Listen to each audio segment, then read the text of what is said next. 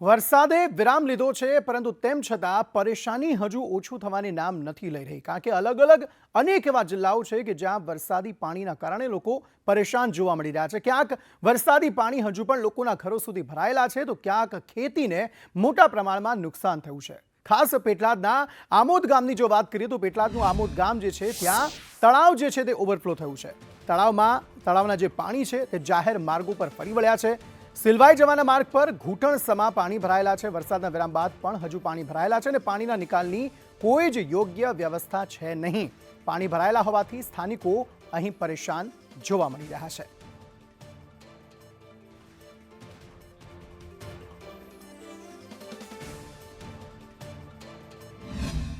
પેટલાદ પંથકમાં ઘણા દિવસથી વરસાદે વિરામ લીધો છે, છતાં અનેક ગ્રામ્ય વિસ્તારમાં હજુ પણ વરસાદી પાણી ઓસર્યા નથી। આપને દ્રશ્યમાં બતાવી દે કે પેટલાદ તાલુકાના આમોદ ગામે હાલ રસ્તા ઉપર વરસાદી પાણી ભરાયેલા છે। તળાવ ઓવરફ્લો થતાં તળાવના પાણી રસ્તા ઉપર આવી ગયા હતા, જેને લઈને હાલ લોકોને મુશ્કેલી પડી રહી છે। હાલ આ વિસ્તારમાં વરસાદી પાણી ભરાઈ ગયા છે। આપ જે દ્રશ્યોમાં જોઈ શકો છો તે આમોદ ગામે આવેલ તળાવ ઓવરફ્લો થયું છે અને જેના પાણી રસ્તા ઉપર આવી ગયા છે। હાલ ડમકીથી પાણી કાઢવાની કામગીરી ચાલી રહી છે।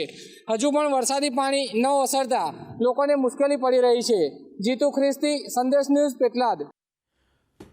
વાત બાયડની કરી તો બાયડના સાઠંબા ગામે આખો એક ડીપ છે તે ધોવાઈ ગયો છે। સાઠંબાથી પટેલના મુવાડા માર્ગ પર જે ડીપ આવેલો છે તે આખો તૂટી ગયો છે અને ડીપ તૂટતા વાહન ચાલકોની અવરજવર જે છે તે બંધ થઈ ગઈ છે। 20 ગામના લોકો અહીંથી રોજ પસાર થાય છે, અવરજવર કરે છે, પરંતુ ડીપ તૂટતા 20 ગામના લોકોને ભારે હાલાકી પડી રહી છે। તાત્કાલિક ડીપ બનાવવાની માંગ જે છે તે સ્થાનિકો કરી રહ્યા છે। આ પુલ વર્ષોથી સ્ટેટ વખતનો બનેલો છે। સાઠંબા પટેલના મુવાડાને જોડતો રસ્તો છે। આજુબાજુના 50 ગામોનો સંપર્ક વિહોણા છે અને બાળકો શાળાએ જવા માટે આ રોડનો ઉપયોગ થાય છે વર્ષોથી, જેથી આ રોડ આ પુલ ઝડપથી બને તો પરિણામ સારું આવે, બાળકોનું ભવિષ્ય સુધરે તથા પ્રજાને નડતી મુશ્કેલીઓ દૂર થાય। અરવલ્લી જિલ્લાના બાયડ તાલુકાના સાઠંબાથી પટેલના મુવાડા એ વચ્ચે એક પુલ આવતો હોય છે। એ પુલિયું જે છે ભારે વરસાદના કારણે તૂટી જવા પામ્યું છે। સંદેશ ન્યૂઝ ગ્રાઉન્ડ ઝીરો લેવલથી દર્શાવી રહ્યું છે। આપ જોઈ શકો છો કે આ પુલિયું બિલકુલ ડેમેજ થયેલું છે। શું કહેશો, કેટલા સમયથી આ તકલીફ છે, કેટલા ગામનો સંપર્ક કપાય અને શું તમારી માગણી છે? વર્ષોથી આ પુલની સમસ્યા રહી છે। કેટલા સમયથી આ પુલની કોઈ સમસ્યા જોઈતું નથી।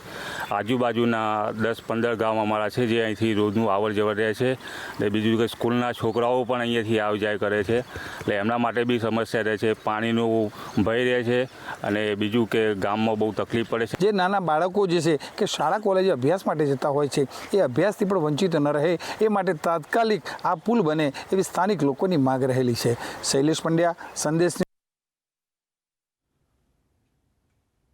તો આ તરફ વાત બોરસદની કરીએ તો બોરસદના બદલપુર ગામની સ્થિતિ જે છે તે વધુ દયનીય જોવા મળી રહી છે, કારણ કે 10 દિવસ બાદ પણ વરસાદ બંધ થયો છે, તેમ છતાં 10 દિવસ બાદ પણ ગામમાં પાણી ઓસર્યા નથી। ગામના મુખ્ય માર્ગો પર હજુ પણ પાણી ભરાયેલા છે। વિદ્યાર્થીઓ શાળાએ જવા આ પાણીમાંથી પસાર થવા માટે મજબૂર થઈ રહ્યા છે। ગામનો મુખ્ય કાંસ પૂરાઈ જતા આ સમસ્યા સર્જાઈ છે અને 10 દિવસ બાદ તંત્ર દ્વારા આ કાંસ ખુલ્લું મૂકવાની તજવીજ હવે હાથ ધરવામાં આવી રહી છે। તેમ છતાં પણ હજુ સુધી દોઢ ફૂટ જેટલા પાણી જે છે તે અહીં વિસ્તારમાં ભરાયેલા છે। તો આ તરફ બગથલા ગામની જો વાત કરીએ તો ત્યાં સંદેશ ન્યૂઝે ગ્રાઉન્ડ ઝીરો રિપોર્ટ દર્શાવ્યો કે જેમાં મોરબીના બગથલા ગામની સ્થિતિ સાવ વિકટ છે, કારણ કે અહીંયા 90%થી વધુ કપાસનો જે પાક છે તે સાવ નિષ્ફળ ગયો છે। હજારો વીઘા જમીનમાં હજુ પણ પાણી ભરાયેલા છે। ખેડૂતોનો લાખોનો ખર્ચ પાણીમાં જતો રહ્યો છે અને ત્વરિત સહાય માટે ખેડૂતો એ સરકારને અરજ કરી રહ્યા છે।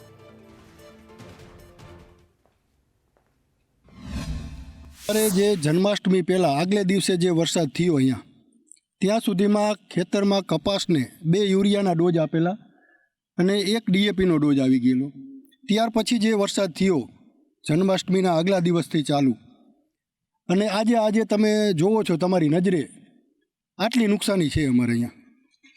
જે કપાસમાં જન્માષ્ટમીના આગલે દિવસે જે વરસાદ થયો એ એક રાતમાં અમારે 7 થી 8 ઇંચ વરસાદ પડેલો। મારે કુલ જમીન 30 વીઘા છે એમાં અંદાજિત ખર્ચ 3 થી 4 લાખ રૂપિયા જેવો ખર્ચ થઈ ગયો છે. એટલે અત્યારે તો માથે ઓઢીને રોવા જેવું છે. સરકાર જો હેક્ટરે મિનિમમ 50,000 સહાય આપે ને તો ખેડૂતને કાંઈક ખર્ચ જોગું મળી રહે. તો સરકારશ્રીને એટલી વિનંતી છે કે હેક્ટરે 50,000 જેવી સહાય આપે તો કાંઈક વળતર અમને યોગ્ય મળે. બાકી નહીંતર અત્યારે તો માથે ઓઢીને રોવા જેવી પરિસ્થિતિ છે. તો આ તરફ મોરબીના બિલિયા ગામે પણ સંદેશ ન્યૂઝ પહોંચ્યું હતું. 15,000 એકર જમીનમાં અહીં પણ કપાસનો પાક જે છે તે નિષ્ફળ થઈ ગયો છે. ભારે વરસાદને લઈ આજે પણ ખેતરોમાં પાણી જ પાણીના દ્રશ્યો જોવા મળી રહ્યા છે. કપાસનો પાક ધોવાતા ખેડૂતોની હાલત કફોડી બની ગઈ છે અને સરકાર પાસે સહાયની માંગ ખેડૂતો કરી રહ્યા છે. પરિસ્થિતિ એવી છે કે 5 વીઘા જમીન છે એમાં 100% પાક નિષ્ફળ ગયો છે અને અત્યારે એમાં કાંઈ થાય એવું નથી. અત્યારે તો આપણે સરકારને એમ કહ્યું કે કાંઈક સહાય કરે એવું આપણે વિનવી. તો આ તરફ ખંભાતના ગુડેલ ગામે વરસેલા ભારે વરસાદને પગલે હજારો એકર જમીન પાણીમાં ગરકાવ થઈ ગઈ છે. ગુડેલ ગામના બોડીનો પા, વેણ, ધુમાડિયાનો પા સહિતના વિસ્તારોમાં વરસાદી પાણી 12 દિવસ બાદ પણ ન ઓસરતા ડાંગરનો પાક નષ્ટ પામ્યો છે. ખેડૂતો પોતાની નજર સામે પોતાનો જે ડાંગરનો પાક છે તેને નષ્ટ થતો જોઈ રહ્યા છે. ત્યારે નિંદ્રાધીન તંત્રને સર્વે કરવાનો પણ સમય નથી. આથી ખેડૂતોએ તંત્રને જગાડવા થાળીઓ વગાડી પાણીનો નિકાલ કરવાની અને નુકસાનીનો સર્વે કરવાની માંગ કરી હતી.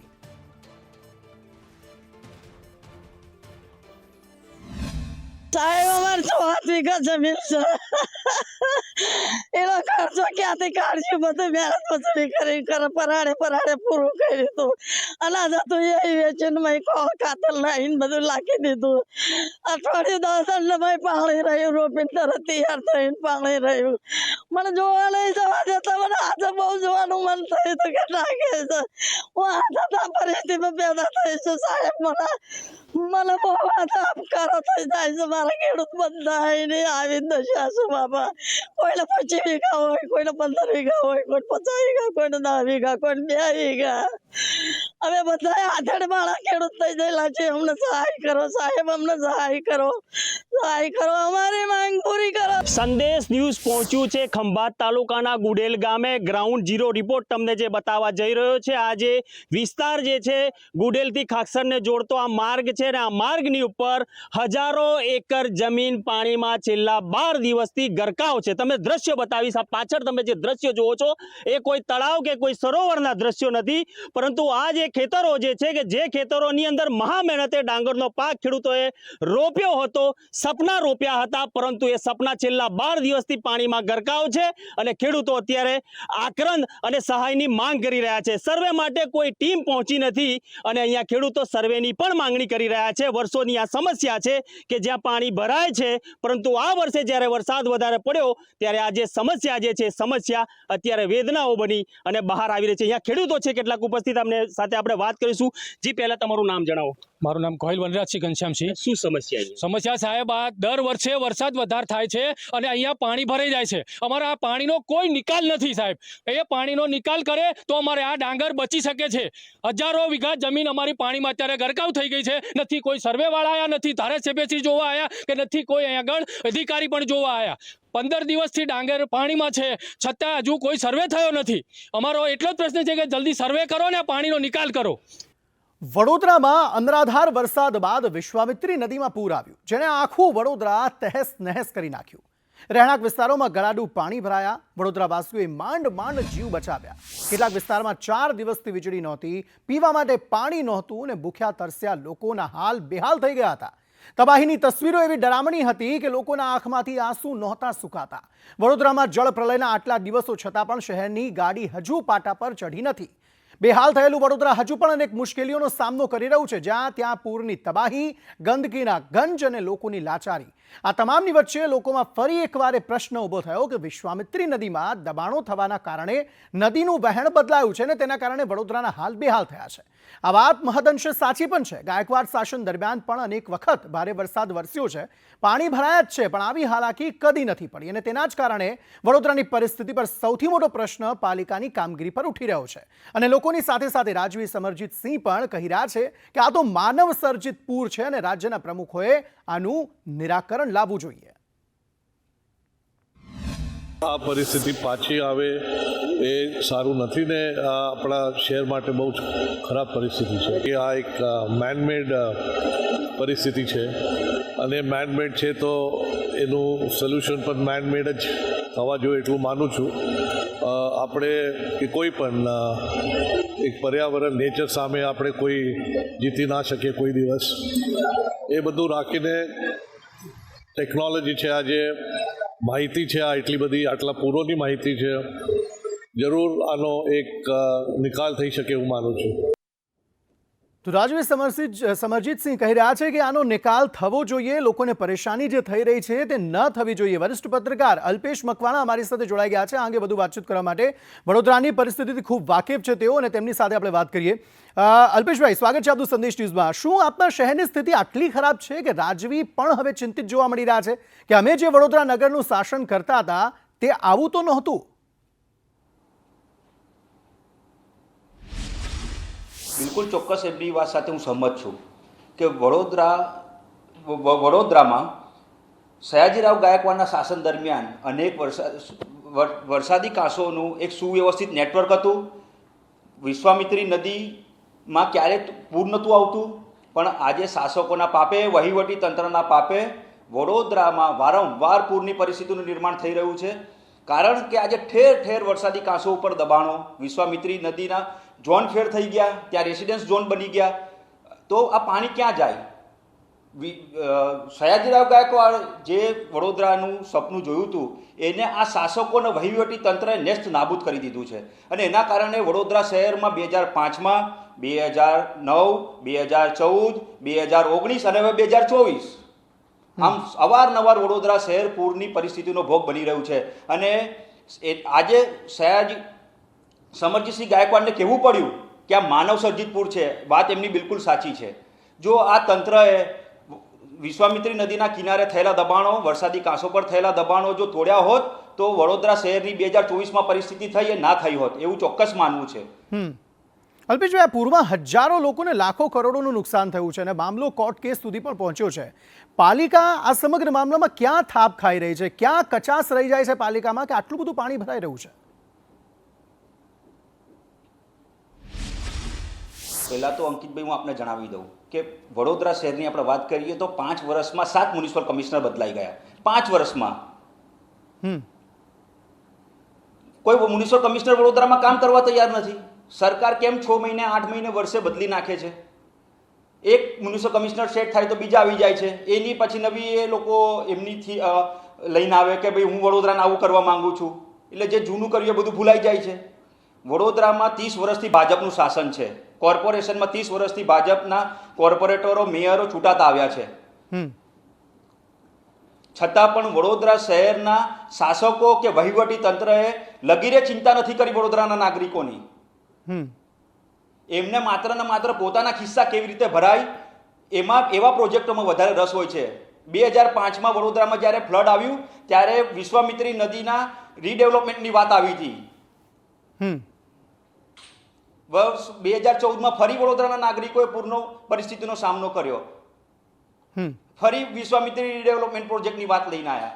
2019માં ફરી પુનરાવર્તન થયું, ત્યારે ફરી એ વાત. અને હવે ફરી 2024માં પણ વડોદરાના નાગરિકોને આ લોલીપોપ આપવામાં આવી છે તો હવે તમે વિશ્વામિત્રી રીડેવલપમેન્ટ અમે કરીશું. જી, તો આ જગ્યા જે છે જ્યાં દબાણો થયા છે, તમે વડોદરા શહેરમાં જે વિશ્વામિત્રી નદી અને વરસાદી કાંસો, આ જે વિશ્વામિત્રીનો જે પટ છે જ્યાં આગળ આ પ્રકારના દબાણો થઈ રહ્યા છે, પાલિકા તેને હટાવતી કેમ નથી? શા માટે આ ગેરકાયદે દબાણોને આવી રીતે જ ચલાવવામાં આવી રહ્યા છે? કારણ કે લોકો ત્યાં રહી પણ રહ્યા છે, એ વાત સ્વાભાવિક છે, પણ એ દબાણો હટાવવાની જરૂર તો છે. પાલિકાનું તો એ કામ છે, તો પાલિકા શા માટે એ કામ નથી કરતી? જરૂરથી ચોક્કસ હું આપને જણાવી દઉં કે ક્યાંક ને ક્યાંક રાજકીય લોકો બહુ નડી રહ્યા છે. કારણ કે વારંવાર આ મામલો હાઈકોર્ટ સુધી પણ પહોંચ્યો છે દબાણોનો. વડોદરા શહેરમાં આપણે વર્ષ 2016માં પ્રકાશિત સંદેશે લખેલો સમાચાર કે અગોરાની દિવાલ વડોદરા શહેરમાં પૂર નોતરશે. જી, છતાં તંત્રએ કોઈ કાર્યવાહી નથી કરી. આવા એકમાત્ર અગોરા નહીં, આવા અનેક દબાણો વડોદરા શહેરમાં ઠેર ઠેર થઈ ગયા છે. બિલ્ડરો સાથે પાલિકાના વહીવટી તંત્રના અધિકારીઓ હોય કે ચોક્કસ રાજકારણીઓ હોય, એની મિલીભગતના કારણે વડોદરા શહેરમાં ઠેર ઠેર દબાણોનો રાફડો ફાટ્યો છે અને હજુ પણ થઈ રહ્યા છે. તો આમાં જો તપાસ થાય તો આ તો ટીઆરપી કાંડ જે રાજકોટમાં થયું હતું તેનાથી પણ મોટું કૌભાંડ સામે આવી શકે કે જ્યાં પાલિકાના જ અધિકારીઓ છે તેની જ મિલીભગતના કારણે આ બધા દબાણો થઈ રહ્યા છે. તેના પર તો સખતમાં સખત કાર્યવાહી થવી જોઈએ. વડોદરાવાસીનો જે વડોદરાનો જે દરેક નાગરિક છે તે આ વસ્તુ કહી રહ્યો છે કે આવી સ્થિતિ માટે તો અમે વડોદરામાં નથી રહી રહ્યા આ પૂરની આ ગંભીર પરિસ્થિતિ જોવા માટે. અંકિતભાઈ, હું ચોક્કસ આપણે એક વાત એ કહેવા માંગીશ કે વડોદરામાં છે ને જીડીસીઆરના નિયમો હોય કે એનજીટીના નિયમો એ વેચાય છે, એનો ચોક્કસપણે વેપલો થાય છે. કારણ કે અહીંયા જીડીસીઆરના કે એનજીટીના કાયદા સાથે કોઈને કોઈ લેવા દેવા નથી. જો ખરેખર એનજીટીના કાયદા સાથે અથવા જીડીસીઆરના નિયમોનું પાલન થયું હોત તો વડોદરા શહેરમાં ફ્લડનું નિર્માણ ના થયું હોત. આજે પણ હું તમને કહું છું, 1 મહિના પહેલાં પણ આ જુલાઈ મહિનામાં વડોદરા શહેરમાં પૂરની પરિસ્થિતિનું નિર્માણ થયું હતું. એ પછી પણ વુડા દ્વારા જાહેરાત આપવામાં આવે છે કે તલસટ વિસ્તારમાં કે અને કલાલી વિસ્તારમાં અમે પ્રતિબંધિત વિસ્તારની જમીનો છે એ રહેણાંકમાં ફેરવવા માટે પ્રયાસ કરી રહ્યા છે. તો તમારા વાંધા હોય તો 2 મહિનામાં મોકલો. તમે વિચાર કરો કે હજી પણ તંત્ર સુધરવા લેતું નથી નામ. ઠીક છે અલ્પેશભાઈ, આભાર અમારી સાથે જોડાવા બદલ. અને એ જ સવાલ કે આખરે તંત્ર સુધરવાનું નામ કેમ નથી લેતું, કારણ કે લાખોની સંખ્યામાં લોકો જે છે તે પારાવાર મુશ્કેલીનો સામનો કરી રહ્યા છે. દર વર્ષે આ પ્રકારની સ્થિતિ વડોદરામાં સર્જાય છે અને આ વખતે તો વધુ ભયાવહ સ્થિતિ હતી, પરંતુ તેમ છતાં મગનું નામ મરી પાડવા માટે તંત્ર જે છે તે તૈયાર નથી.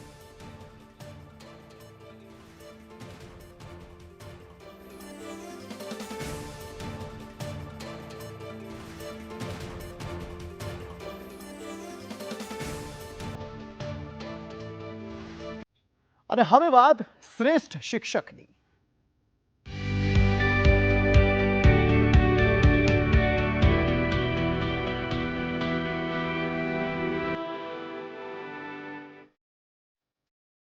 एक शिक्षक कभी साधारण नहीं होता, निर्माण और प्रलय उसकी गोद में पलते हैं. આ ભારતના શ્રેષ્ઠ શિક્ષક મહાન ચાણક્યનું વાક્ય છે, જેમણે વિશ્વને કહ્યું હતું કે જો શિક્ષક ઈચ્છે તો શું કરી શકે છે. 5 સપ્ટેમ્બરના રોજ દેશના 50 શિક્ષકોને નેશનલ ટીચર્સ એવોર્ડ આપવામાં આવ્યા. દેશના 50 શિક્ષકોમાં ગુજરાતના 2 શિક્ષકોની પસંદગી થઈ, જેમાં એક સાબરકુંડલા તાલુકાના બાઢડાપરા પ્રાથમિક શાળાના શિક્ષક ચંદ્રેશકુમાર બોરીસાગર છે. આ શિક્ષક સાથે સંદેશ ન્યૂઝે ખાસ વાતચીત કરી. તેમણે સંગીતના માધ્યમથી કેવી રીતે વિદ્યાર્થીઓને ભણાવવાનું ઉમદા કાર્ય કર્યું છે તે તેમણે જણાવ્યું. આપને જાણીને નવાઈ લાગશે કે ચંદ્રેશભાઈ 20 અલગ અલગ ભાષાઓમાં ગીત ગાઈને વિદ્યાર્થીઓને દેશની ભૌગોલિક પરિસ્થિતિઓ સમજાવે છે અને તેમની આ કળા તેમણે સંદેશ ન્યૂઝ સમક્ષ પણ પ્રસ્તુત કરી હતી. लेकिन छात्रों के साथ आप 20 भाषाओं में गाना गाते हैं, इसका क्या वजह क्या है? जी, हमारा भारत देश, આપણો જે ભારત દેશ છે એ એની વિવિધતામાં એકતા છે, આપણી વિશેષતા છે આપણા રાષ્ટ્રની. અને વિવિધ રાજ્યોમાં વિવિધ ભાષાઓ બોલાય છે અને અલગ અલગ રાજ્યોની આશરે 20 ભાષામાં એક ગીત મારા વિદ્યાર્થીઓને જ્યારે હું એક ભારત શ્રેષ્ઠ ભારત વિશે અથવા તો ભારત દેશના અલગ અલગ રાજ્યો વિશે શીખવતો હોઉં છું, ત્યારે મારા વિદ્યાર્થીઓને એ જે તે રાજ્યની ભૌગોલિક પરિસ્થિતિ સાથે એમના સ્થાનિક લોકગીત એક લોકગીત દ્વારા મારા विद्यार्थियों राज्यों परिचय कराऊँ छूँ. भारत देश की कई सारी ट्रेनिंग्स मैंने प्राप्त की है जो गुजरात के बाहर हमारे गुजरात सरकार श्री द्वारा हमारे शिक्षण विभाग के द्वारा मुझे हमारा जो CPD है कंटिन्यूस प्रोफेशनल डेवलपमेंट, जो एक शिक्षक के रूप में मैं मानता हूँ कि शिक्षक आजीवन विद्यार्थी होता है और शिक्षक को हर हमेश कुछ ना कुछ सीखना ये एक विद्यार्थी के रूप में सीखना चाहिए. वो मैं अपने जीवन में चारों दिशाओं से जो कुछ भी सीखने को मिलता है वो मैं सीखता हूँ. मारा गुजरात विषय बात करते हो त्यारे तो गुजरातનું गौरव गीत हमेशा હું મારા વિદ્યાર્થીઓને ગાઈને સંભળાવું છું, શીખવાડું છું અને મારા વિદ્યાર્થીઓ ખૂબ સરસ રીતે ગાય છે. उसी अंदाज में जैसे सुनाते हैं बच्चों को, जैसे सिखाते हैं उसी अंदाज में पूरा करिए. हाँ जी. जय सोमनाथ जय द्वारकेश जय बोलो विश्वनाथनी, स्वर्ण अक्षरे लखशे कवियो यश गाथा गुजरातनी. केरल स्टेट के बारे में बच्चों को पढ़ाता हूँ, तो वहाँ की मलयालम भाषा है और मलयालम में वो बोट रेस करके वो फोक सॉन्ग गाते हैं वहाँ पर। कुट्टनाडन पुंज इल्ले तित्तई तगतई तई तम कोच्चु पेन्ने कुयिलाले तित्तिता तित्तई तई कोट्टु वेणम कूरल वेणम कूरवा वेणम कुट्टनाडन पुंज इल्ले तित्तई तगतई तई तम। तमिल में तमिलनाडु में वाह यानी आओ, वेलकम, पधारो। वाह वाह वाह वाह वाह वाह वाह वाह वाह वाह उड़ी पड़े त कन्नी नाई वाह वाह वाह उर्दे कोंड नेंजी नाई वाह वाह वाह उड़ी पड़े त तोली नाई वाह वाह वाह वाह वाह। कर्नाटक में बोली जाती है भारतानमದು ಅಂದು ಇಂದು ಇಂದಿಗೂ ಇದುವೆಯೇ ಸ್ವರ್ಗವು ಹರಿಯ ಜರಿಯ ನಮ್ಮಿದು ಭಾರತ ನಮ್ಮದು ಭಾರತ ನಮ್ಮದು ಅಂದು ಇಂದು ಎಂದಿಗೂ ಇದುವೆಯೇ ಸ್ವರ್ಗವು ಹರಿಯ ಜರಿಯ ನಮ್ಮಿದು।